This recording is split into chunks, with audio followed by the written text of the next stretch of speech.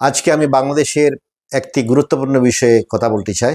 সেটা হচ্ছে বাংলাদেশের প্রাক্তন প্রধানমন্ত্রী শেখ হাসিনা আজকে রয়টার্সকে দেয়া এক ইন্টারভিউতে বলেছেন তিনি আগামী নভেম্বর মাসের মধ্যে বাংলাদেশে ফিরে যাবেন। এবং আমার মনে হয় বাংলাদেশের যে পরিস্থিতি রয়েছে, রাজনৈতিক পরিস্থিতি, সেই রাজনৈতিক পরিস্থিতির অবনতি হতে বাধ্য। এবং দেশের রাজনৈতিক পরিস্থিতি যদি তারেক রহমানের সরকার আর বাংলাদেশ আর্মি যদি সামাল দিতে না পারে, তাহলে পার্বত্য চট্টগ্রামের যে আদিবাসীগুলো রয়েছে তাদেরকে জাতীয় নিরাপত্তার হুমকি দেখিয়ে আবার আক্রমণ করা যেতে পারে। এবং পার্বত্য চট্টগ্রামের যেসব জনগোষ্ঠীগুলো রয়েছে তাদেরকে আবার ভিক্টিমাইজ করা যেতে পারে। কিন্তু শ্রোতাদের যেটা মনে রাখতে হবে সেটা হচ্ছে আওয়ামী লীগ এবং প্রাক্তন প্রধানমন্ত্রী শেখ হাসিনার ব্যাপারে আন্তর্জাতিক যে অভিমত রয়েছে সেটা একেবারে পরিবর্তন হয়ে গেছে। প্রধানমন্ত্রী শেখ হাসিনা এবং আওয়ামী লীগ যে এখন নতুন করে পুনরুত্থান হচ্ছে, সেটা হচ্ছে জাতিসংঘ এবং ইন্টার পার্লামেন্টারি ইউনিয়নের সমর্থনে 2024 জুলাই মাসে যে আন্দোলন হয়েছিল বাংলাদেশে, সে আন্দোলনের পরে সবাই বা সে সময়ের যে সরকার ছিল আওয়ামী লীগ সরকারকে সবাই দোষারোপ করেছে। কিন্তু এখন যেটা দেখা যাচ্ছে সেটা হচ্ছে আন্তর্জাতিক সমুদায়, স্পেশালি জাতিসংঘ এবং inter parliamentary union Awami League এবং শেখ হাসিনার উপর তাদের যে একটা অভিমত ছিল সেটা ডক্টর ইউনূস সরকারের আমলে এবং বর্তমান তারেক রহমান সরকারের আমলে যে উৎপীড়ন হচ্ছে সেই ব্যাপারে জাতিসংঘের অপিনিয়ন কিন্তু এখন শেখ হাসিনা এবং আওয়ামী লীগের ফেভারে বা পক্ষে চলে গেছে। গত 29 ডিসেম্বর 2025 সালে তিনজন special rapporteur on human rights and counter terrorism, vice president of the UN working group on arbitrary detention এবং special rapporteur on independence of জাজেস অ্যান্ড লয়ার্স, এই তিনজন জাতিসংঘের এক্সপার্ট মিলে বাংলাদেশ সরকারকে আওয়ামী লীগকে ব্যান করার বা নিষিদ্ধ করার বিষয়ে একটি চিঠি দিয়েছিল। এবং সেই চিঠিতে স্পেশাল রেপোর্টিয়ররা বাংলাদেশে আওয়ামী লীগের যে নিষিদ্ধ বা ব্যান করে দিয়েছে সেটাকে আন্তর্জাতিক আইনের উল্লঙ্ঘন হিসাবে আখ্যায়িত করেছে। এবং স্পেশাল রেপোর্টিয়ররা কি লিখেছেন তার কিছু অংশ আমি পড়ে শোনাচ্ছি। We do not wish to prejudge the accuracy of the allegations against Awami League. We are concerned that the reported restrictions on the activities of the Awami League and its leadership, including bans and limitations affecting their communications, and legislative measures enabling the suspension, dissolution, or asset seizure of the organizations may amount to unnecessary and disproportionate interferences with the rights of freedom of association, peaceful assembly, expression, and to participate in public affairs as protected under Article 19, 21, 22, and 25 of the International Covenant on Civil and Political Rights ratified by the Government of Bangladesh on 6 September 2000. These measures may risk entrenching restriction on political pluralism and democratic participation.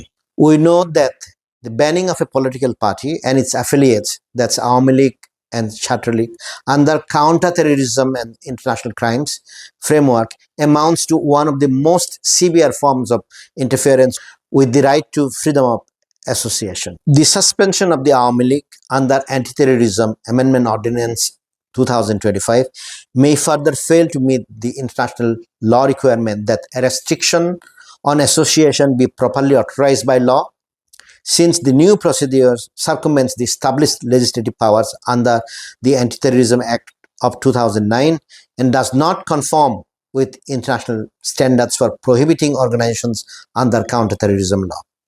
তো জাতিসংঘের special রেপোর্টিয়ররা যেটা বলেছেন সেটা হচ্ছে আওয়ামী লীগের উপর যেসব নিষেধাজ্ঞা রয়েছে, আওয়ামী লীগ যে সভা সমিতি করতে পারে না এবং আওয়ামী লীগের সম্পত্তি যেভাবে সরকার কেড়ে নিয়েছে সেগুলো একেবারে বেআইনি। এবং স্পেশাল রেপোর্টিয়ররা বলেছেন যে আওয়ামী লীগকে কাউন্টার টেরোরিজম আইনের অধীনে নিষেধ করা একেবারে জাতিসংঘের এবং আন্তর্জাতিক যে মানবাধিকার আইনগুলো আছে এর পরিপন্থী। তো তাহলে দেখা যাচ্ছে কি জাতিসংঘের সমর্থনে প্রাইম মিনিস্টার শেখ হাসিনা এখন দেশে ফেরার সিদ্ধান্ত নিয়েছেন।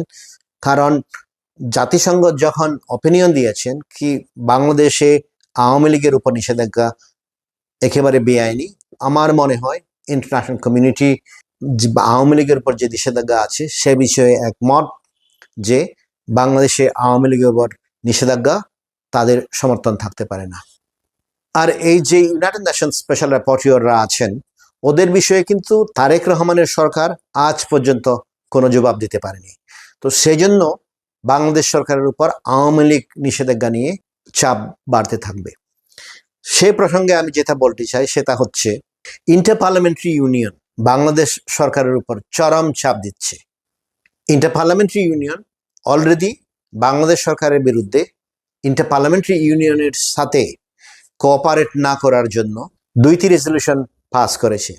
এই বছরের এপ্রিল মাসে তুর্কিতে আইপিইউর জেনারেল অ্যাসেম্বলির মিটিং হওয়ার পর আইপিইউর জেনারেল সেক্রেটারি মার্টিন চুংদুং 30 এপ্রিল তারিখে বাংলাদেশে 6 জন যে সাংসদ বা প্রাক্তন সাংসদ রয়েছেন তাদের মানবাধিকার নিয়ে বাংলাদেশের সরকারকে speaker of the Bangladesh parliament জাতীয় সংসদ চিঠি লিখেছেন।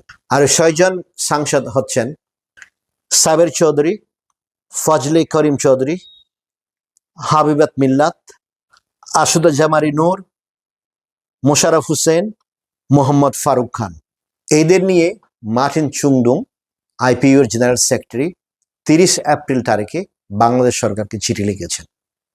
এখন বাংলাদেশ সরকার আর চাপ সহ্য করতে না পেরে তার উত্তর দিতে বাধ্য হচ্ছেন। এক সপ্তাহ আগে বাংলাদেশের স্বরাষ্ট্র মন্ত্রণালয়ের সহকারী সচিব মাফিজুল ইসলাম আইপিইউকে 6 জনের বিষয়ে আগামী 5 এবং 9 অক্টোবর 2026 সালে টানজানিয়ায় যে ইন্টার পার্লামেন্টারি ইউনিয়নের 153তম অ্যাসেম্বলি অনুষ্ঠিত হবে এর আগে ওনাদের বিরুদ্ধে যত সব মামলা করা হয়েছে সেগুলো ইংরেজি অনুবাদ করে সব খবর আইপিইউকে দেওয়ার জন্য নির্দেশ জারি করেছেন। দেখা যাচ্ছে বাংলাদেশের পরিস্থিতি বদলে গেছে। শেখ হাসিনা যেহেতু আইপিইউ, ইউনাইটেড নেশনস এবং অন্যান্য আন্তর্জাতিক সমুদায়ের সাপোর্ট নিয়ে এখন বাংলাদেশে ফিরছেন, এখন আইনের কাঠগড়ায় অ্যাটলিস্ট আন্তর্জাতিক সমুদায়ের কাছে তারেক রহমানকে দাঁড়াতে হচ্ছে। তা নিয়ে বাংলাদেশে যে রাজনৈতিক পরিস্থিতি আছে সেই রাজনৈতিক পরিস্থিতির অবনতি হতে বাধ্য। এবং যেহেতু শেখ হাসিনা ভারত থেকে ফিরে যাবেন, বাংলাদেশ সরকার, specially Bangladesh army, DGFI, BNP government এবং জামাতে ইসলামী তারা ভারতকে দোষারোপ করে পার্বত্য চট্টগ্রামে আমাদের যে আদিবাসী জুম্ম রয়েছে তাদেরকে আবার পুনরায় টার্গেট করবে এবং সেই প্রক্রিয়া অলরেডি শুরু হয়ে গেছে। গত সপ্তাহে বাংলাদেশ সরকার পার্বত্য চট্টগ্রামে তাদের যে ভিজিল্যান্টি গ্রুপ, পার্বত্য চট্টগ্রাম জনসংহতি সমিতি এবং অন্যান্য যে ভিজিল্যান্টি গ্রুপগুলো রয়েছে তাদের দিয়ে পার্বত্য চট্টগ্রামে একেবারে রাজনৈতিক ক্ষেত্র বন্ধ করে দিতে চাইছি। আমরা দেখতে পাচ্ছি একদিকে বাংলাদেশে আওয়ামী লীগের ডেমোক্রেটিক স্পেস নেই, অন্যদিকে পার্বত্য চট্টগ্রামে যত সব জুম্ম বা পার্বত্য চট্টগ্রামের আঞ্চলিক দলগুলো আছে তাদেরও কোনো রাজনৈতিক স্পেস নেই। রাজনৈতিক স্পেস শুধু রয়েছে পার্বত্য চট্টগ্রাম জনসংহতি সমিতি সন্তুলার মার। কারণ পার্বত্য চট্টগ্রাম জনসংহতি সমিতি সন্তুলার মা গত 28 বছর ধরে নির্বাচন ছাড়া পার্বত্য চট্টগ্রাম আঞ্চলিক পরিষদের চেয়ারম্যান হিসাবে আছেন এবং আঞ্চলিক পরিষদের চেয়ারম্যান হিসাবে সন্তুলার মাকে শত শত কোটি টাকা দেওয়া হচ্ছে এবং তার নিজস্ব একটা আর্ম গ্রুপ রয়েছে যে বাংলাদেশ আর্মি রয়েছে তাদের পাশাপাশি থেকে একেবারে কাজ করে এবং অপারেশন করে। আমি যেটা বলতে চাই সেটা হচ্ছে প্রাক্তন প্রধানমন্ত্রীর একটা স্পেসিফিক দিন ঘোষণা করার পর যে তিনি নভেম্বরের মধ্যে বাংলাদেশে ফিরবেন, বাংলাদেশের রাজনৈতিক পরিস্থিতির অবনতি হতে বাধ্য এবং এই পরিস্থিতির অবনতি হলে বাংলাদেশের যেসব সংখ্যালঘু হিন্দু মাইনরিটিস রয়ে গেছে এবং অন্যান্য সংখ্যালঘু রয়েছে আর পার্বত্য চট্টগ্রামে যেসব আদিবাসী রয়েছে তাদের অধিকারের উপর আবার হামলা শুরু করা হবে, কারণ বাংলাদেশ সরকার একটা ন্যাশনাল সিকিউরিটি থ্রেট এস্টাবলিশ করার চেষ্টা করবে। তো সেই জন্য আমি আগের থেকে অ্যালার্ট করে দিচ্ছি কি পার্বত্য চট্টগ্রামে বাংলাদেশের চিফ অফ আর্মি স্টাফ ওয়াকারুজ্জামানের নির্দেশে রাজনৈতিক অধিকারগুলো খর্ব করে দেওয়া হচ্ছে এবং সেটা হয়তো আরো বাড়তে পারে। সবাইকে ধন্যবাদ।